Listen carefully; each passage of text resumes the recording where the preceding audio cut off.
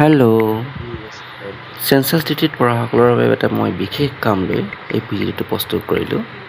যিসকলে চেঞ্চাছ ডিউটিত পৰিছে তেওঁলোকৰ কাৰণে লেআউট প্ৰস্তুত কৰাটো খুব দৰকাৰী আৰু তেওঁলোকে লেআউট মেপখন গুগল আৰ্থৰ জৰিয়তে অতি সহজে বনাব পাৰে।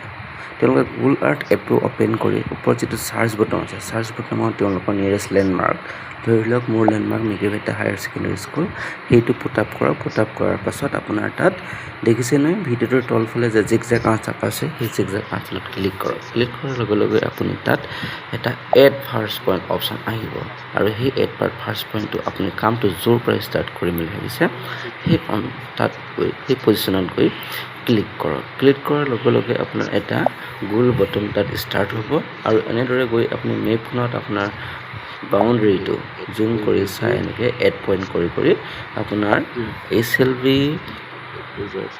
HLVৰ লেআউট মেপখন প্ৰস্তুত কৰিব পাৰিব।